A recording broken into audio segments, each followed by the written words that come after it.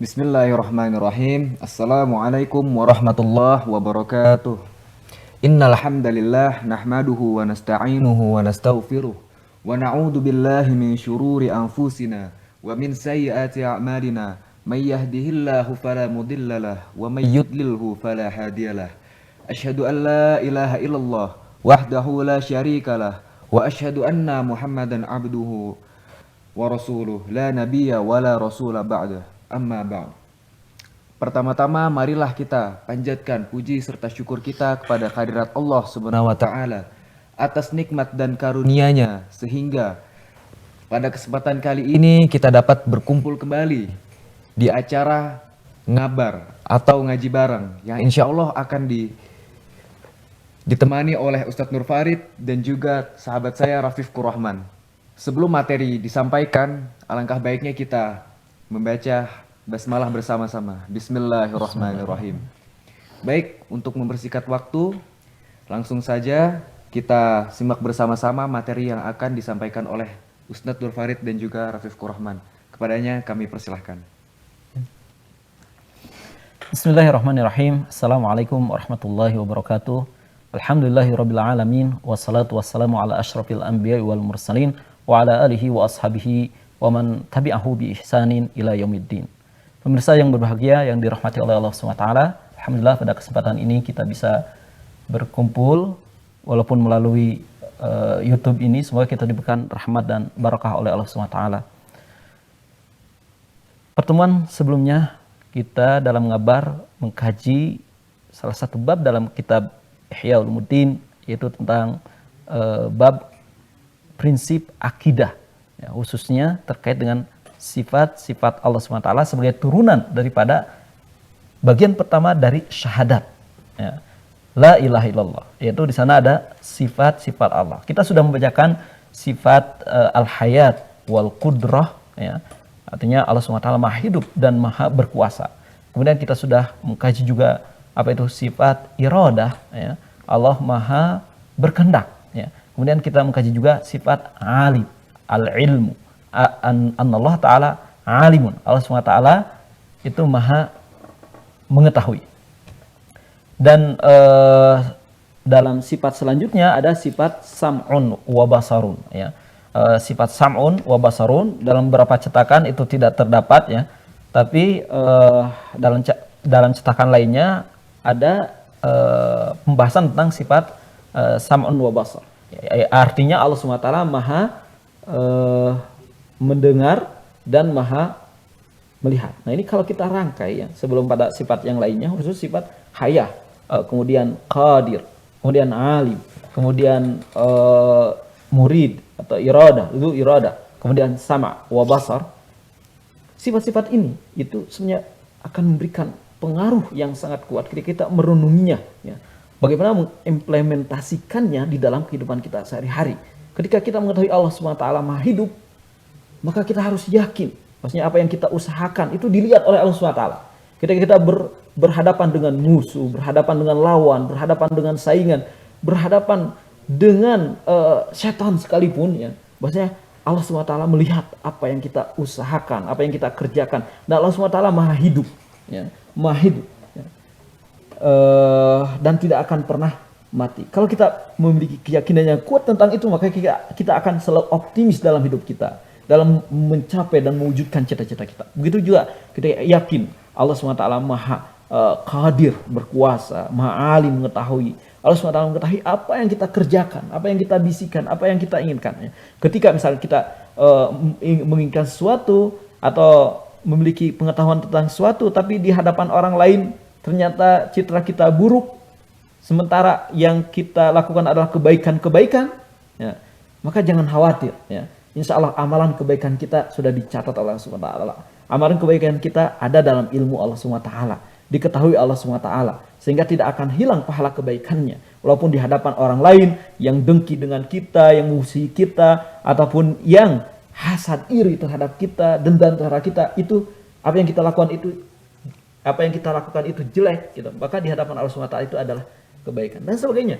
Begitu juga dengan sifat sama wa basar, ya. Kalau kita meyakini itu, ini sangat dalam sekali perenungannya, ya, dalam amaliyah kita sehari-hari kita, eh, ketika misalkan dalam kasus ya dalam Al-Quran diceritakan Nabi Musa bagaimana berhadapan dengan Fir'aun yang sangat gagah, kejam, memiliki apa yang menjadi syarat kemenangan, ya, raja yang diktator, dan ya bagaimana seorang raja pada kerajaan dengan peradaban tertua di dunia, Fir'aun memiliki segala potensi untuk menghancurkan, mengalahkan. Nabi Musa sebagai seorang hamba yang lemah harus berhadapan dengan Fir'aun. Tapi kata Allah SWT, Allah SWT maha mendengar dan maha melihat. Wahai Musa, kamu jangan takut, hadapi saja Fir'aun, katakan apa yang benar kepada Fir'aun, semuanya akan didengarkan oleh Allah SWT. Semuanya dilihat oleh Allah SWT. Allah SWT akan menjamin kemenangan kepada kamu, wahai Musa, walaupun kamu adalah orang yang sangat lemah di hadapan Fir'aun. Dan juga dalam aplikasi kehidupan kita sehari-hari yang lainnya itu perlu kita terapkan, ya, sehingga kita optimis dalam hidup ini, ya, tidak ada kecemasan dalam diri kita, tidak ada ketakutan dalam jiwa kita, semuanya dilihat dan didengar oleh Allah SWT. Baik, kita selanjutnya akan langsung kepada sifat kalam, ya. Boleh dibacakan? Al-kalam wa annahu ta'ala mutakallimun amirun nahin wa'idun. Dan Allah SWT mutakallimun, ya, amirun. Mutakallim artinya apa? Mutakallim, Allah maha berbicara, ya. Jadi Tuhan itu tidak diam, ya. Mungkin kalau kita lihat dalam film-film India, ya, kan ada ya orang yang dia tidak bisa mewujudkan cita-citanya, atau hidupnya sangat hidupnya sangat miskin, atau dia dikalahkan oleh orang lain, ya. Kemudian dia mengadu kepada Tuhannya, kepada dewanya, ngamuk-ngamuk di depan dewanya. Kamu dewa, misalkan, ya, tidak berbuat apapun, seakan-akan meninggalkan aku sendirian, ya, memperjuangkan dengan diri sendiri, ya, berjuang dengan usaha sendiri, ya. Dia marah-marah pada Tuhannya, gitu kan. Kenapa? Karena Tuhannya diam, tidak bisa bicara, ya. Nah, tapi berbeda dengan Tuhan yang kita yakini, yang kita imani, Allah SWT mutakallimun, maha berbicara, gitu, ya. Kemudian amirun, ya, maha memerintah, ya. Maha memerintah, nahin, dan maha melarang. Wa'idun mutawa'idun, ya. Dan juga di sana ada janji-janji yang disampaikan oleh Allah SWT kepada kita, bahwasanya ketika kita, ya, berbuat baik, Allah berjanji akan dimasukkan surga, akan mendapatkan kebaikan, diberikan rizki, diberikan keridhaan, keberkahan, dan sebagainya, ya. Ketika kita berbuat maksiat, Allah juga telah memberikan ancaman. Jadi di sana ada janji kebaikan, di sana ada ancaman keburukan. Itu sebagai apa? Sebagai wujud bahwasanya Allah SWT itu maha mutakalim, ya, memiliki kalam. Lanjut. Mutawa'idin bikalamin azliyin qadimin qaimun bidhatihi la yushbihu kalamal khalqi falaysa bisawtin yahduthu min insilali hawain aw istikaki ajram. Oke. Mutakallimun bikalamin azaliyin. Jadi Allah SWT maha berbicara, ya. Dengan apa? Dengan kalam azali, ya. Sifat kalamnya itu azali. Azali itu sesuatu yang memang sudah terdapat sejak zaman dulu, ya. Qadim, ya, terdahulu. Artinya kalam Allah itu bukan suatu hal yang baru. Ya, qaimun bizatihi, ya, berdiri sendiri. La yushbih kalamal khalqi. Tidak menyerupai pembicaraan atau kalam makhluk, ya. Kita manusia berbicara. Kalau kita sebagai manusia berbicara, pembicaraan kita itu ada lafaznya, ada hurufnya, ada suaranya. Tapi kalau kalam Allah tidak seperti itu, ya. Falaisa bisautin. Tidak ada suaranya.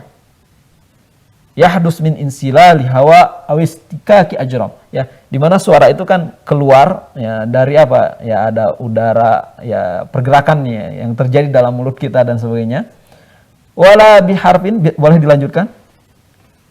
Wala biharfin yanqati'u biitbaqi syafatin أو تحريك لسان. Ya, intinya tidak ada huruf. Tadi tidak ada suara, tidak ada juga hurufnya, ya. Gimana ya di sana sebagai suatu efek ya pergerakan lisan kita. Semuanya tidak ada. Karena itu kalam makhluk, ya, yang ada suaranya, yang ada hurufnya itu kalam makhluk. Jadi kalau kalam Allah SWT tidak ada, ya.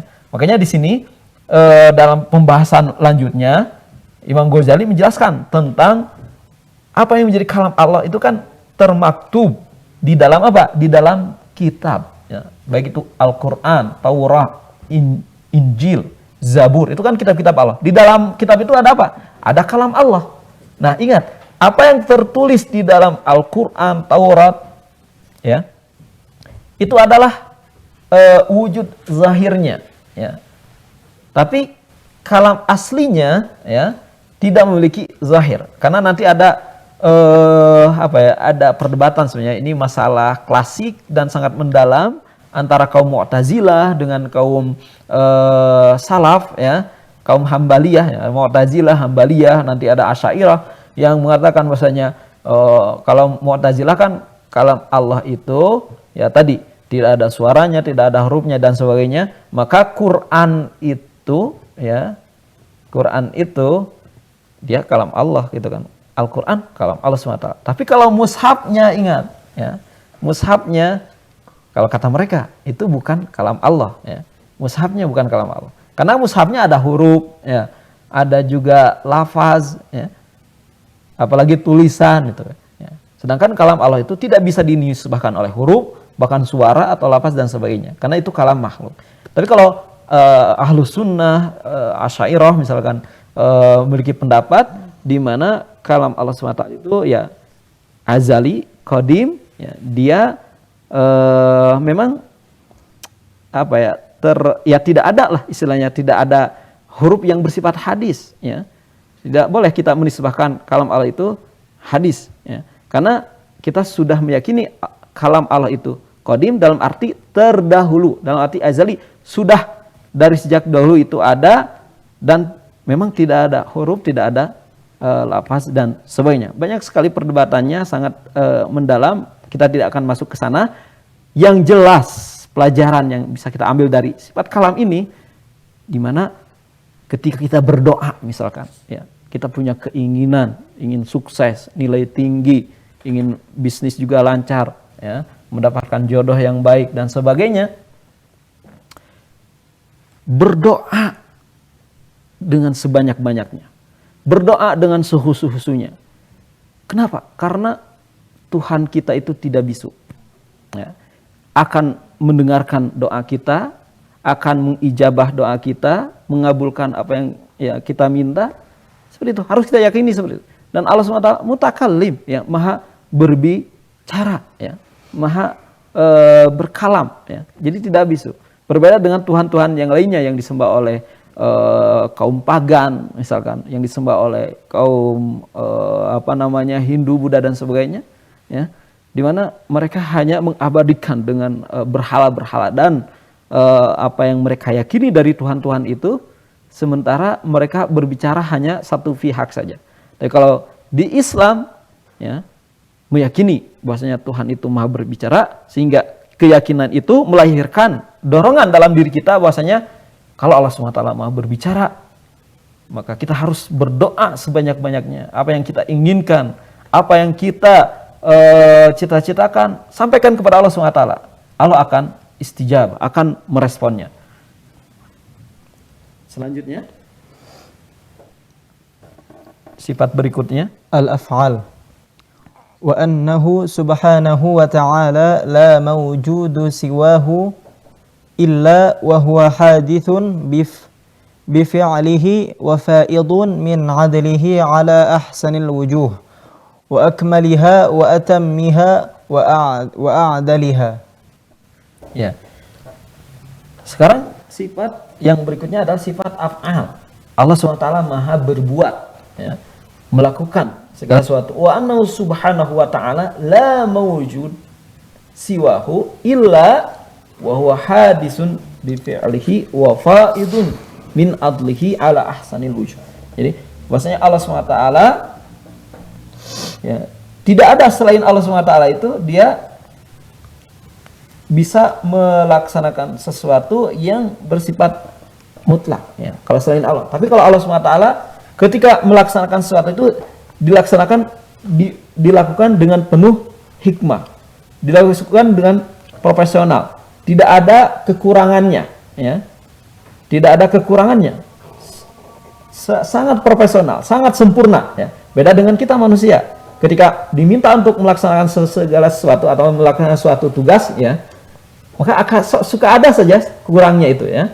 Suka ada saja hal yang terlewat ya, atau cacatnya. Tapi Allah SWT, apa yang dikerjakan oleh Allah SWT, dilakukan oleh Allah SWT, tidak ada cacatnya, tidak ada kurangnya. Semua sangat sempurna ya. Selanjutnya, wa annahu hakimun fi af'alihi 'adilun fi aqdiyatihi la yuqasu 'adluhu bi'adlil 'ibadi. nah, jadi Allah SWT hakimun fi af'alihi. Ini sangat menarik ini, bahwasanya Allah SWT itu maha bijak dengan apa yang dilakukannya ya. Berbeda dengan manusia ya, ketika melakukan sesuatu perbuatan, mungkin ada orang lain yang tersakiti oleh perbuatannya itu, ada orang lain yang tersinggung oleh apa yang dilakukannya ya.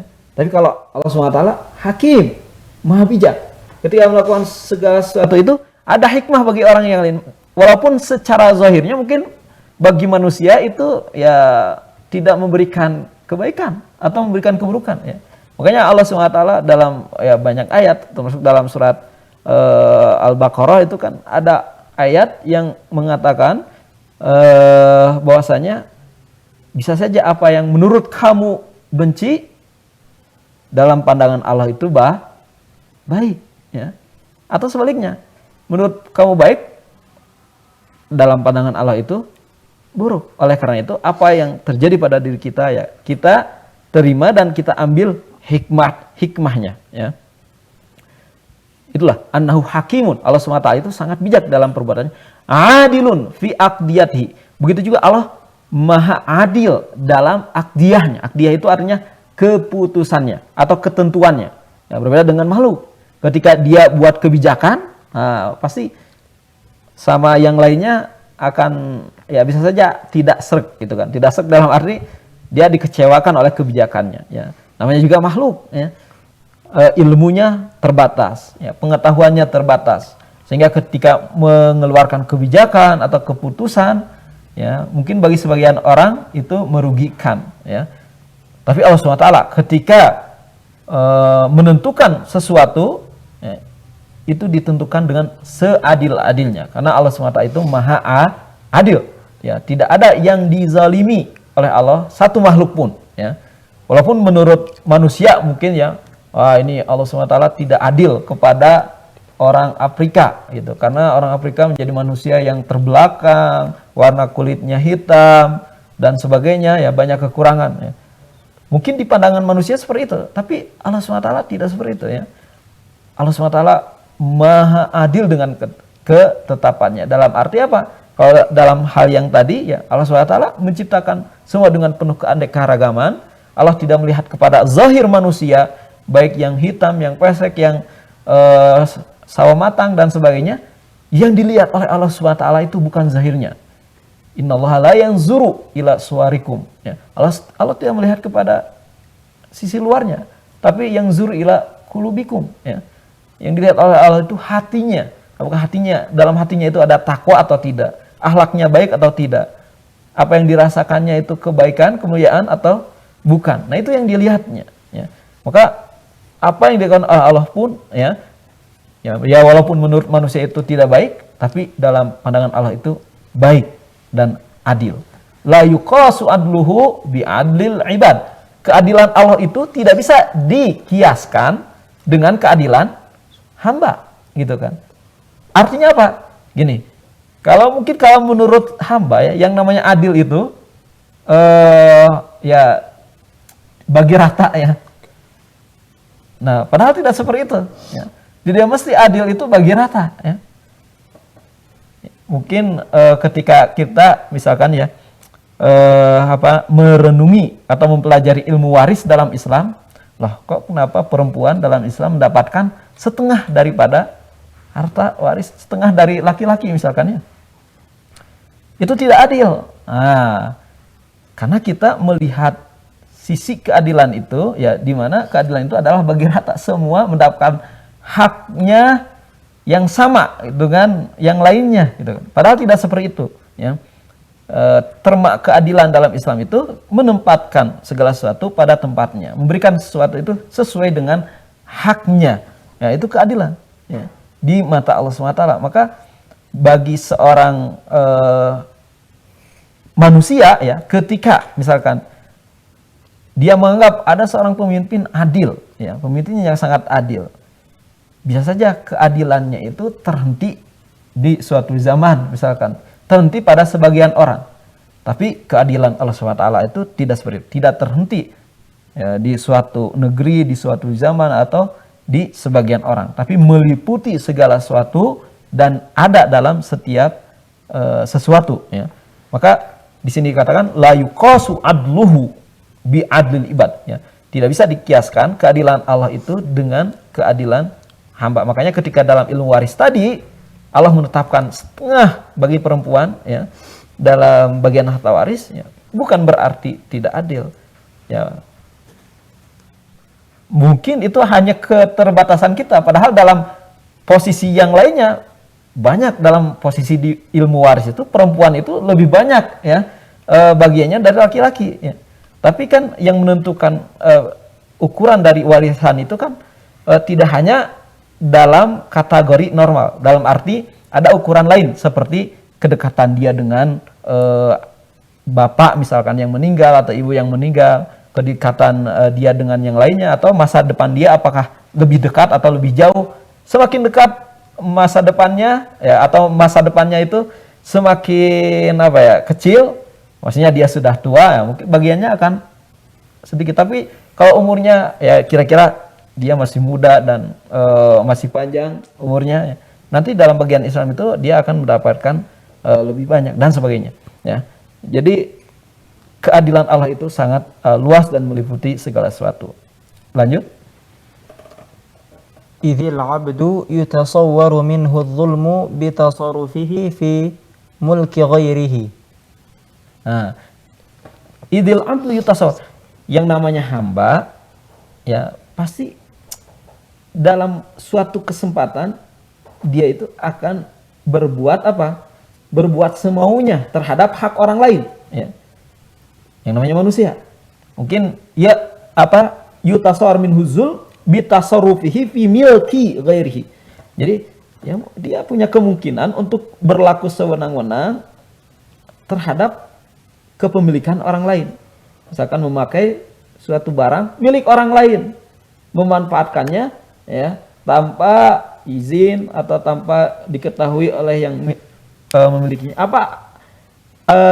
Sampai terjadi misalkan, ya, dalam kasus kehidupan sehari-hari, misalkan seorang yang dia mengambil hak orang lain, ya, misalkan, atau merampas hak orang lain. Nah, itu lebih zalim lagi, gitu. Yang namanya manusia punya kemungkinan untuk melakukan hal yang seperti itu. Tapi lanjut satu fakroh lagi. ولا يتصور الظلم من الله تعالى فإنه لا يصادف لغيره ملكا حتى يكون تصرفه فيه ظلما. Tapi bagi zat Allah SWT, ya, tidak ada kemungkinan berbuat zalim, ya, terhadap apa yang dimiliki oleh makhluk misalkan, ya. Kenapa? Karena, ya, semua milik Tuhan. Allah SWT Maha berkehendak mencabut apa yang dimiliki oleh hambanya dan sebagainya, ya.